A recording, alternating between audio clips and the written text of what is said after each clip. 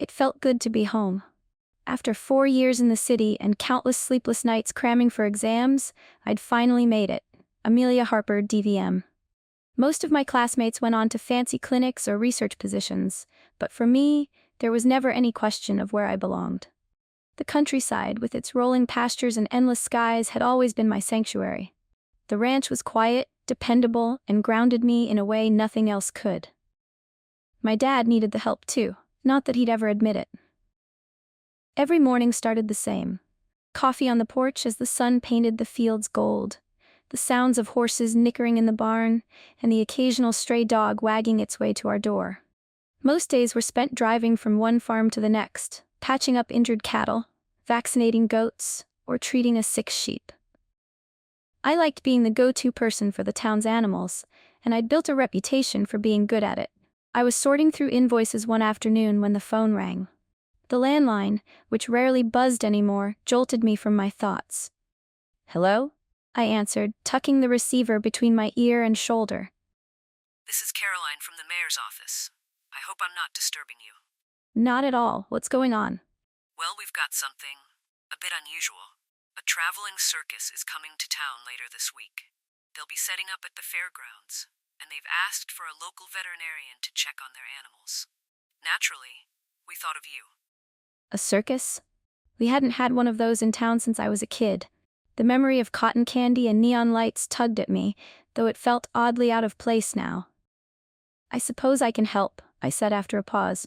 "What kind of animals are we talking about?" "They didn't say much, but I believe it's a big operation. Exotic animals, too. It might be a good opportunity for you." Exotic animals. That piqued my interest. "All right, I'll go check it out. Thanks for thinking of me." The circus arrived 2 days later, and I drove out to the fairgrounds that evening. As I approached, the sight of the towering striped tents and twinkling lights made me feel like a kid again, for a moment at least. But as I got closer, a faint unease crept in. The place didn't hum with the same excitement I remembered. It was quieter, the kind of quiet that made you want to look over your shoulder. I parked my truck and walked toward the animal enclosures. The smell hit me first, a mix of hay, musk, and something acrid that set my teeth on edge. The cages were spaced out in neat rows, containing a mix of creatures: lions, tigers, a couple of elephants, and even a massive python coiled lazily under a heat lamp. The animals were impressive, but something about them felt off. The lion watched me approach, its amber eyes sharp and calculating, not the dull gaze of an animal used to captivity. The elephant swayed back and forth, its movements jerky and frantic, like it was trying to shake something off. A parrot in a small cage cocked its head at me, its beady eyes unnervingly focused. When I passed by, it squawked out a harsh, garbled phrase: "Don't stay, don't stay." I froze mid-step. Did I just imagine that?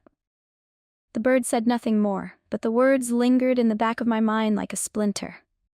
"Beautiful, aren't they?" The voice startled me, and I turned to see a man standing a few feet away. He was tall, dressed in a crimson coat with gold trim, and his smile was too wide, too polished. "You must be Miss Harper, our veterinarian. I'm Lucian, the ringmaster." "Amelia," I said, shaking his hand. His grip was firm, his palm cool to the touch. "Thank you for coming on such short notice. Our animals are our pride and joy. I'd like to think of them as unique. They're not like the ones you're used to." "They seem a little stressed," I said carefully. "Have they been eating? Sleeping?" Lucian chuckled, the sound low and velvety.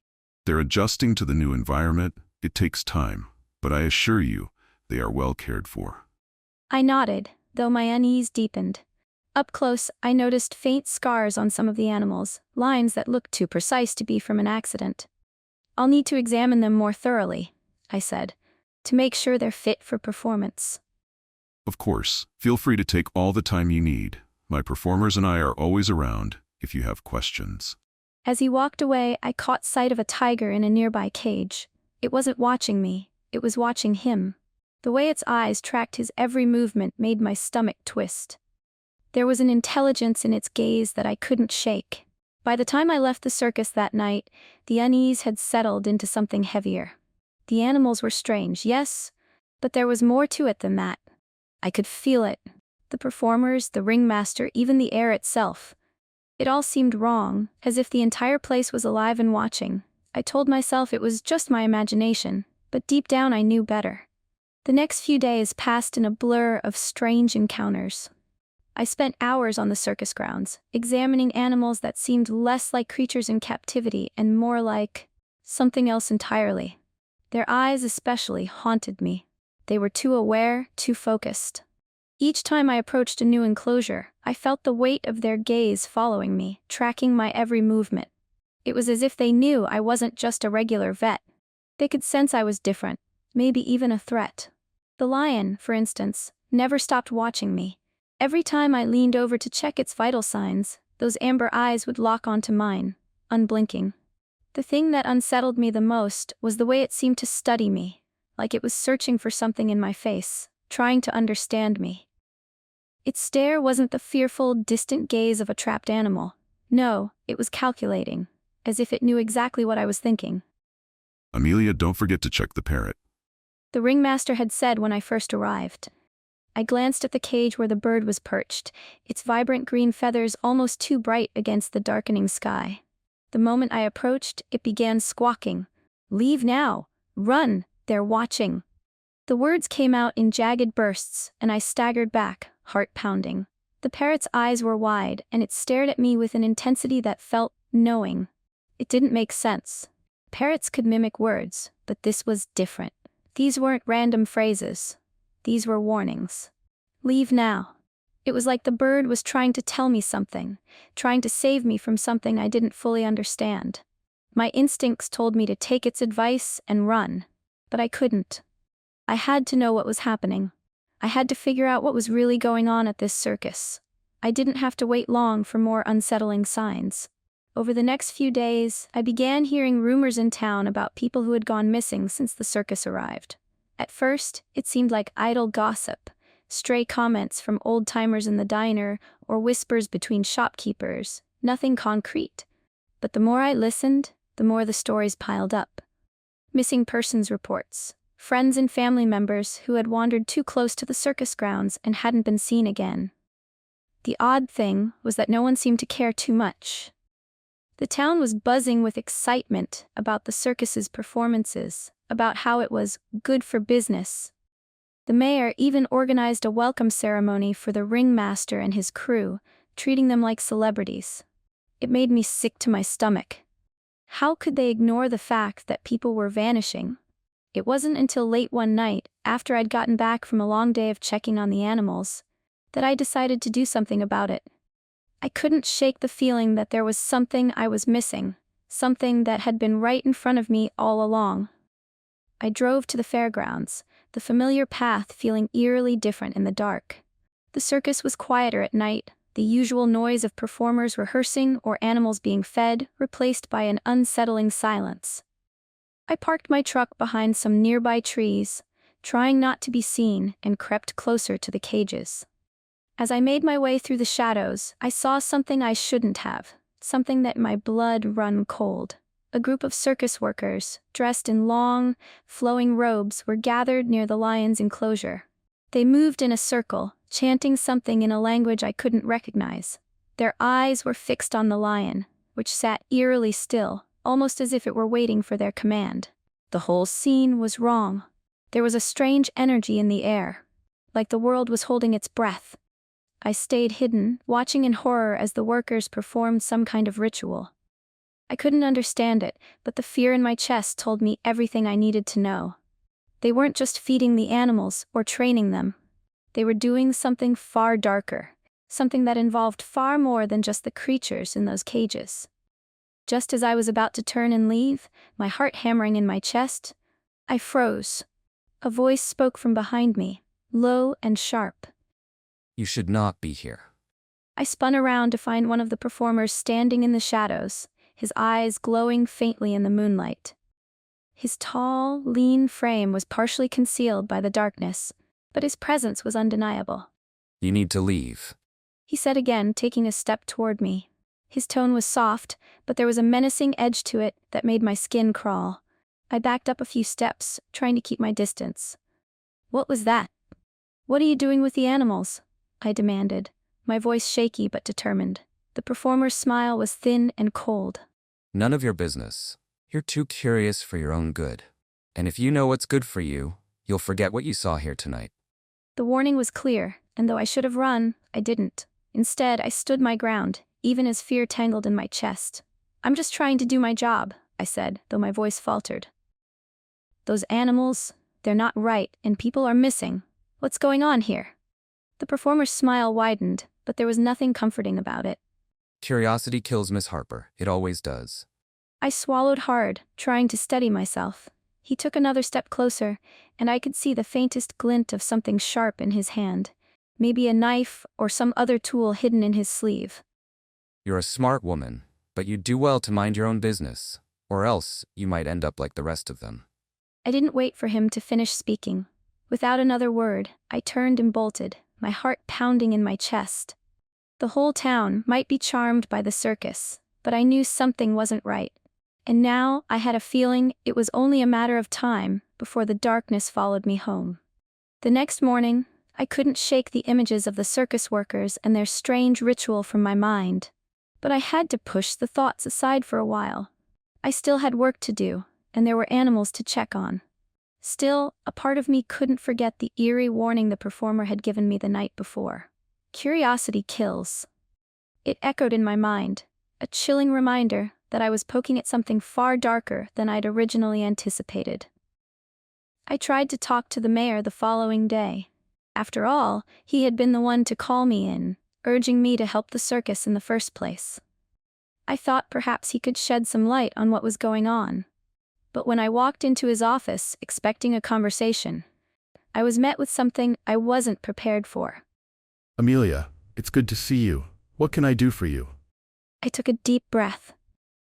I've been out to the circus a few times, and I've noticed some strange things. The animals, they're not like normal circus animals. They seem agitated. Some of them even act like they're more aware than they should be. I paused, gauging his reaction. "And there have been rumors about people missing. Have you heard anything about that?" The mayor's demeanor shifted almost instantly. He stiffened, his face flushing slightly as he leaned forward on his desk. "We have talked about this. The circus is here for the town's benefit. It's good for the economy, good for tourism, you know that. This whole missing people nonsense is just talk. People love the circus, they're excited, it's an event, that's all." I blinked, taken aback by his defensive tone. This wasn't the mayor I knew. This wasn't the man who'd called me in and asked for my help. Something had changed. "I just think we should be cautious," I pressed, my unease growing. "Those animals aren't right, and people are." "I don't want to hear any more about this. The circus is here, and it's staying. End of story.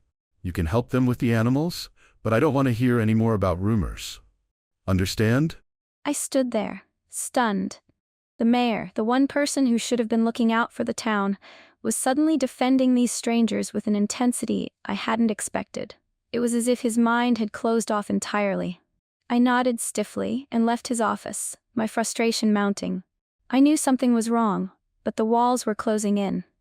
Later that evening, I took a drive to clear my head. I ended up in a small diner just outside town. A quiet place where locals gathered for coffee or pie. I wasn't in the mood for company, but I couldn't help overhearing a conversation in the corner booth. Two older men, who I recognized from around town, were talking in hushed tones, their words laced with caution. "You ever worked with that circus before, Slim?" one asked the other, his voice low. Slim shook his head. "Never did, but I heard some stories back in the day. Weird stuff. People talk about 'em like they're cursed. Smart folks disappearing without a trace. You get too close, they'll pull you in. Some say they don't just run a circus, they turn people into animals. I don't know, but it's bad luck to get involved with them." The mention of turning people into animals made my stomach churn. It was the last thing I wanted to hear, but there was something about Slim's expression that made me listen more closely. "Yeah, I heard that too," the other man muttered. "My cousin, he worked with 'em years ago. Smart said it was some kind of ritual. People go in, never come out, and the animals get all weird, almost like they understand, like they're people too." A chill ran down my spine. That couldn't be true, could it? But as the two men continued talking, I couldn't ignore the pieces starting to fall into place. The strange behaviors, the weird connection between the animals and the performers, the way the circus workers looked at me like they knew more than they were letting on. It all pointed to something sinister, something I wasn't ready to fully understand. The next day, when I returned to the circus, the animals' behavior had escalated. The lion that had stared at me with such unnerving intelligence now growled at the slightest movement. It was no longer calm or docile like the other circus animals I'd worked with. This lion was agitated, pacing in its cage, its eyes constantly watching me, tracking my every step. When I got close enough to check its vitals, it lashed out suddenly, slamming itself against the bars with a roar that echoed across the grounds. I took a step back, heart hammering, my mind racing. The parrot's warning came back to me, unbidden. Run! They're watching. And it wasn't just the lion. A tiger, one I'd checked on a few days earlier, now looked completely different. Its fur was matted, its eyes wild and feral. It no longer seemed like the majestic creature I'd admired from a distance. It was as if something had snapped inside it, and the animal had become a violent force, unrecognizable from what it had been before. As I moved between cages, I saw the same strange behavior in other animals too. An elephant, which had been quiet during my first visit, was now constantly shifting its weight, rocking back and forth. A monkey hissed at me, baring its teeth, its movements jerky and unpredictable. Something was wrong, no, something was changing. The animals weren't just scared, they were becoming aggressive, defensive, almost sentient. That evening, I couldn't stay away. I had to find out what was going on. I returned to the lion's cage, determined to investigate further. I'd barely started my examination when I noticed something odd. Half hidden behind a pile of hay was a small, worn leather journal. It was buried as if someone didn't want it to be found, but I wasn't about to leave without it.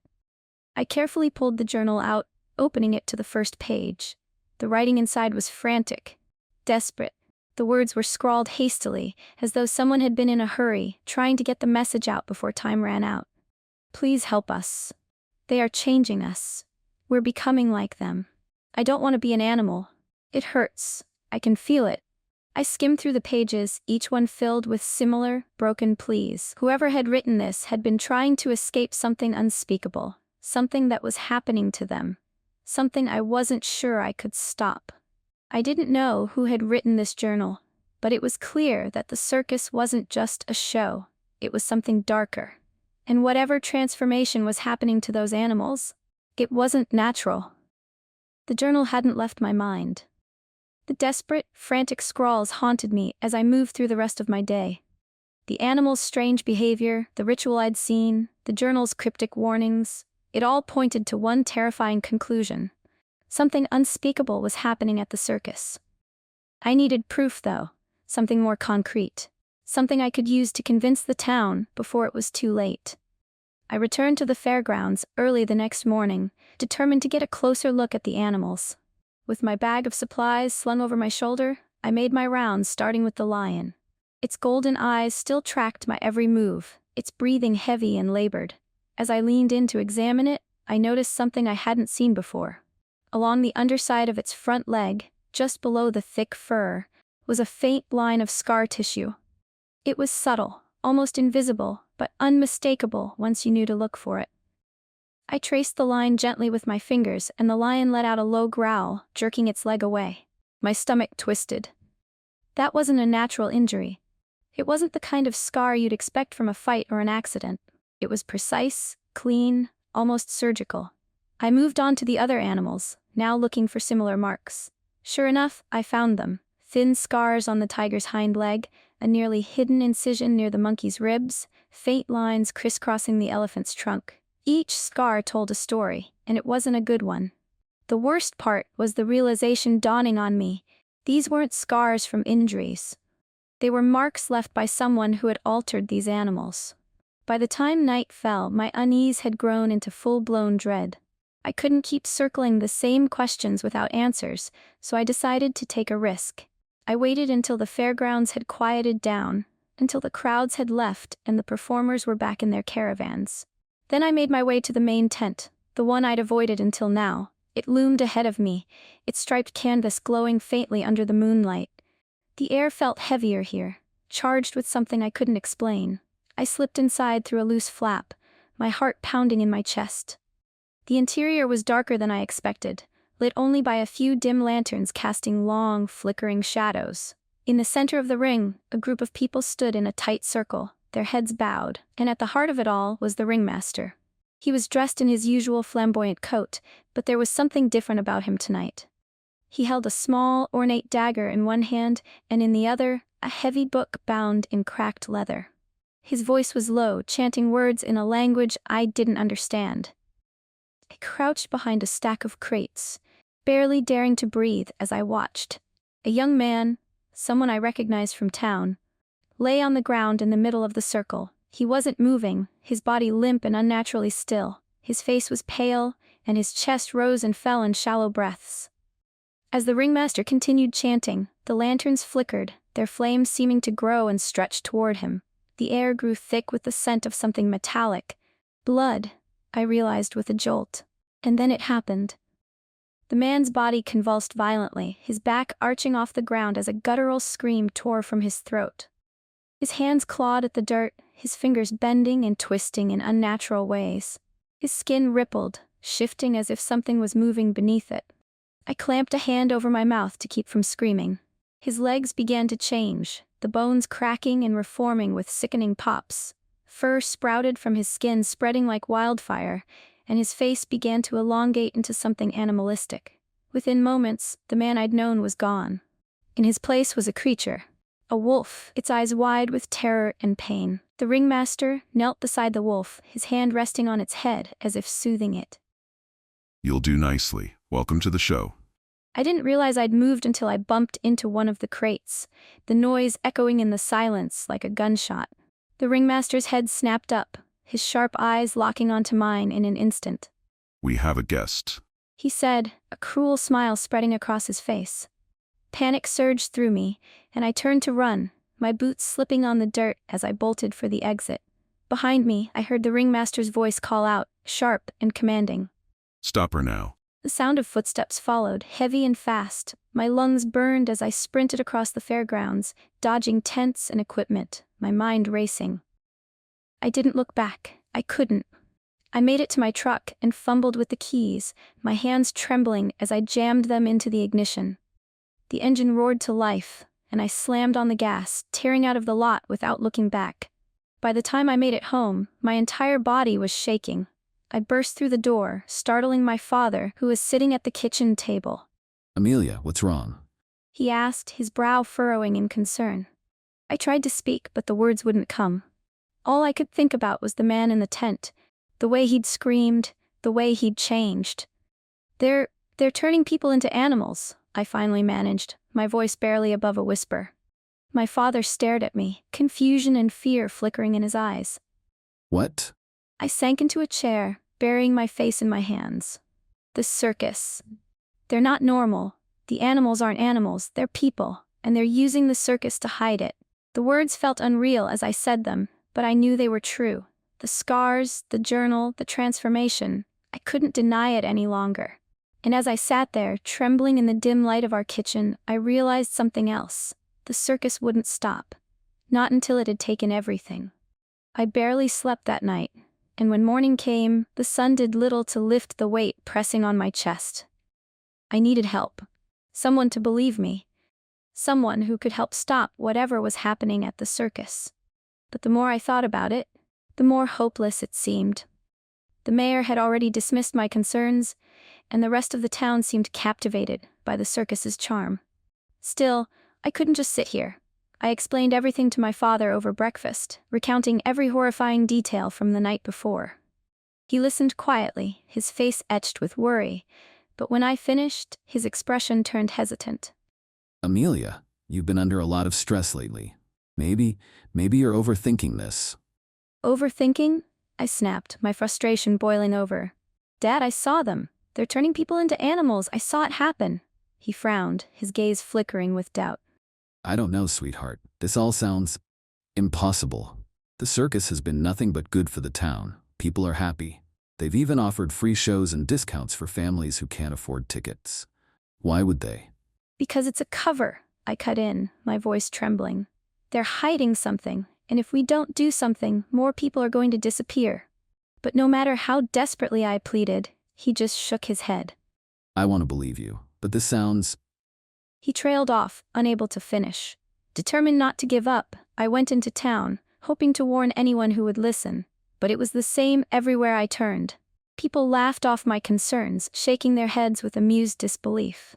"You've been working too hard, Amelia," one woman said kindly. "It's just a circus," another man added with a chuckle. "What's the harm in a little fun?" Even the rumors of missing people seemed to have faded, replaced by excitement over the circus's nightly performances. It was like the entire town was under a spell, their skepticism dulled by the ringmaster's smooth words and dazzling shows. I was back at the ranch by dusk, feeling more defeated than ever. I'd just finished tending to the horses when I heard the sound of a car pulling up the gravel drive. My chest tightened as I turned to see a familiar figure stepping out, a figure I'd hoped never to see again. The ringmaster. He looked just as he had under the big top, tall, elegant, and impossibly charismatic. His coat shimmered faintly in the fading sunlight, and his dark eyes seemed to pierce right through me. Miss Amelia, I hope I'm not intruding. My pulse quickened as he strode toward me, his polished boots crunching against the gravel. I fought the urge to back away, forcing myself to stand my ground. "What do you want?" I asked, my voice sharper than I intended. He smiled, a slow, deliberate curve of his lips. I just wanted to thank you for your dedication to our little operation. It's not every day we find someone so curious about our work. There was a faint edge to his words, a subtle warning wrapped in honey. "I'm not curious," I said firmly. "I'm concerned. Your circus isn't what it seems, and I won't let you hurt anyone else." His smile widened, but his eyes remained cold. Hurt? Why, Miss Amelia, we've brought nothing but joy to your charming little town. You wound me with such accusations. I clenched my fists, struggling to keep my voice steady. "I know what I saw, and I'm going to make sure everyone else knows too." For a moment, the ringmaster said nothing. Then he stepped closer, his voice dropping to a low murmur. You're a bright woman, Amelia. Talented, respected. It would be such a shame to see that potential wasted. Be careful where your curiosity leads you. Not every mystery needs solving. With that, he tipped his hat and walked back to his car, leaving me trembling with anger and fear. That night, I reached out to the few people in town who hadn't been completely won over by the circus. A handful of locals, mostly older folks who'd heard the same rumors I had, agreed to meet me at the diner after hours. Together, we formed a plan to investigate further, hoping to find undeniable proof of the circus's dark secrets. But as the days passed, our group began to shrink. One man stopped showing up to the meetings, and when I went to check on him, his house was empty, his belongings left untouched. Another woman who'd been vocal about her suspicions vanished after attending a performance with her grandchildren. The disappearances sent a ripple of fear through our group. We were running out of time, and I could feel the circus's noose tightening around us. The breaking point came a few nights later. As I was locking up the barn, I heard a low growl behind me and froze, my breath catching in my throat. Slowly, I turned to see a tiger prowling toward me, its amber eyes glowing in the dim light. My mind screamed at me to run, but my body wouldn't cooperate. The tiger's movements were deliberate, its gaze fixed on me with an intensity that felt disturbingly human. When it lunged, instinct finally took over. I dove to the side, narrowly avoiding its claws as they raked through the air where I'd just been standing. The next few moments were a blur of terror and adrenaline. I grabbed a pitchfork from the wall and swung it wildly, desperate to keep the tiger at bay. It snarled, its muscles coiling as it prepared to strike again. With a final, desperate swing, I managed to graze its side, and it let out a furious roar before retreating into the night. My hands were trembling so badly I could barely hold the pitchfork, and I collapsed onto the barn floor, gasping for breath. The attack wasn't random. I knew that with chilling certainty. The tiger had been sent to silence me, to warn me that the circus wouldn't tolerate my meddling any longer. As I sat there in the barn, blood seeping from a gash on my arm, I realized two things. The circus was more dangerous than I'd ever imagined, and they weren't going to stop until they'd silenced me for good. The barn attack had left me bruised, bloodied and terrified, but it also hardened my resolve. I couldn't wait for someone else to stop the circus. There was no one left to help. The sheriff wasn't going to believe me, and the rest of the town was too entranced by the circus's charms to notice what was happening right under their noses. I spent the next day preparing. Supplies were thrown haphazardly into a backpack. A flashlight, bolt cutters, and an old revolver my father kept locked in a desk drawer. I didn't tell him what I was planning. He would have tried to stop me, but I left a note, just in case I didn't make it back. By the time night fell, I was parked on a back road near the fairgrounds, hidden in the shadow of a thicket of trees. My heart pounded as I slipped through the fence, using the bolt cutters to snip the chain securing the gate. The circus was eerily quiet as I crept between the tents, the festive colors muted in the dim moonlight. My flashlight stayed off. I didn't want to risk drawing attention. I found the animal enclosures first. The tiger that had attacked me was pacing restlessly in its cage, its golden eyes flicking toward me as I passed. Nearby, the lion was slumped against the bars, its breathing shallow. They looked so much worse now, as if the life was being drained out of them. Past the enclosures, a narrow path led to a smaller, nondescript tent set apart from the others. It wasn't part of the public spectacle. No bright colors, no inviting signs. Just a plain, weathered canvas barely visible in the dark. I slipped inside, my breath catching as I took in the scene. Rows of metal tables lined the tent, each one covered in strange tools and jars filled with liquids that glowed faintly in the dim light. On the far side of the room was a cage, but it wasn't for animals. It was for people. There were 3 of them, huddled together in the cage, 2 women and a man I recognized as Mr. Tanner, the baker from town. His face was drawn, his eyes dull and empty. "Amelia?" One of the women whispered, her voice trembling. I rushed to the cage, fumbling with the bolt cutters. "I'm getting you out of here," I said, trying to keep my voice steady. But then I heard it. The sound of a door creaking open behind me. Going somewhere. I froze. The ringmaster's voice was unmistakable, smooth and mocking. Slowly, I turned to face him. He stood in the doorway, his silhouette framed by the faint glow of the laboratory's lanterns. But he wasn't alone. Beside him stood a figure I knew too well. "Charlotte?"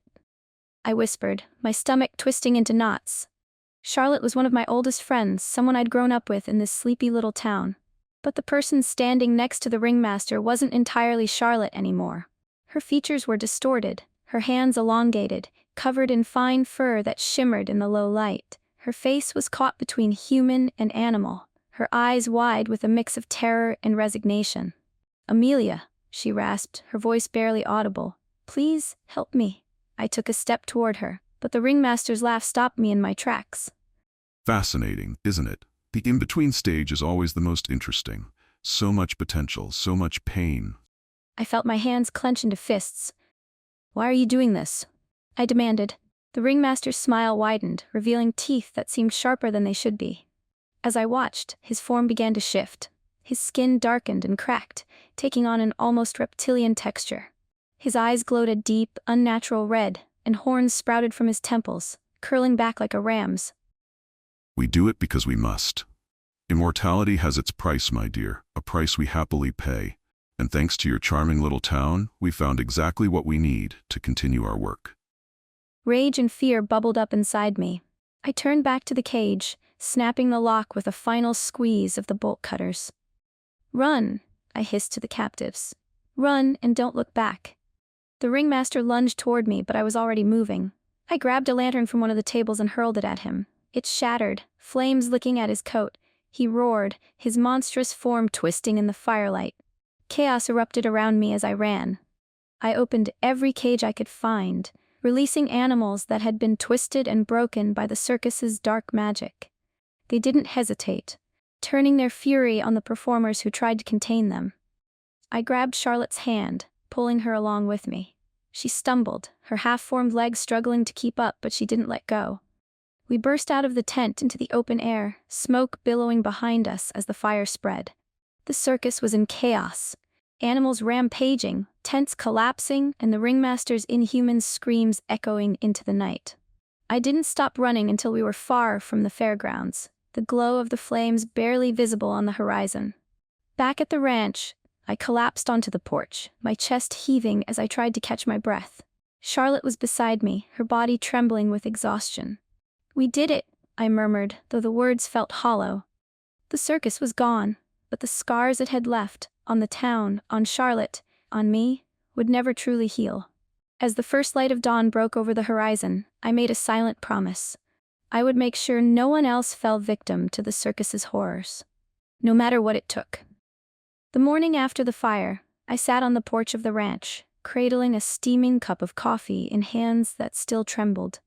Charlotte was resting inside, though resting was a generous term.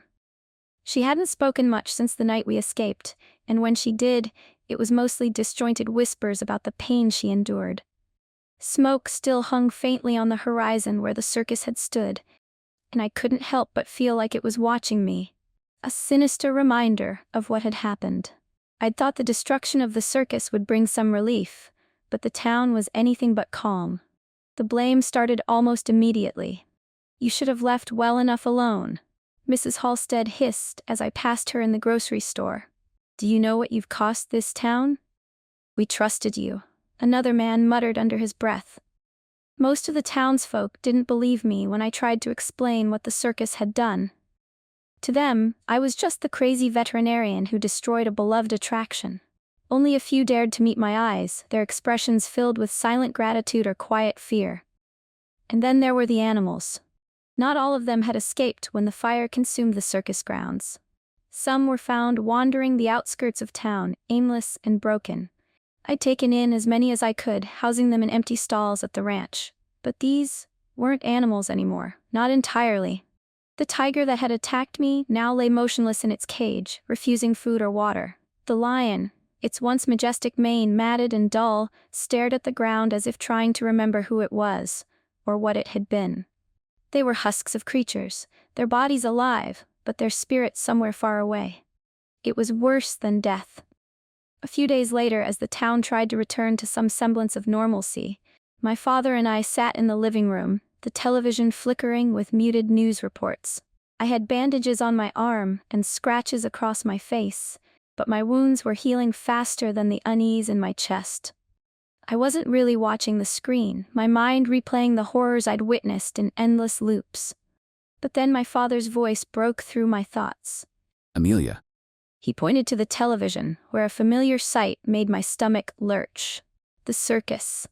Its tents were unmistakable, bright and garish against the backdrop of a new town. The reporter on the screen was smiling, speaking cheerfully about the arrival of the world-renowned traveling show that had charmed audiences across the country.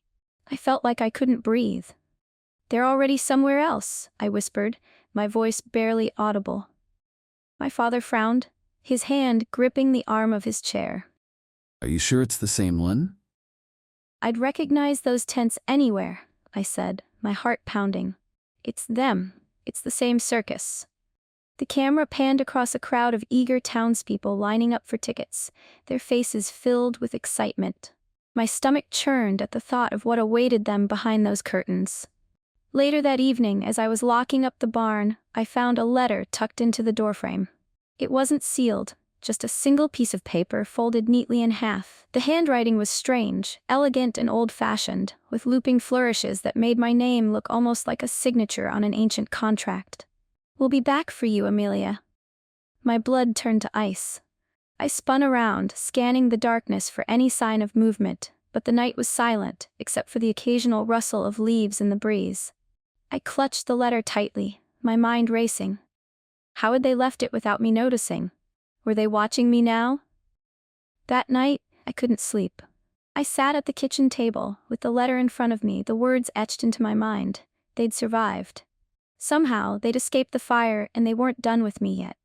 But I wasn't done with them either. The next morning, I made a decision. I didn't know where the circus came from, how it had gained its power, or how to stop it for good, but I was going to find out.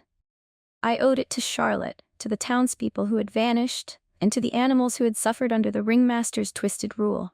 As I watched the sunrise from the porch, I made a vow to myself. I would uncover the truth about the circus, no matter how long it took, and when they came back for me, I'd be ready. The fire had burned the circus to ash, but its shadows still lingered. And I knew, deep in my bones, that my fight with them was far from over.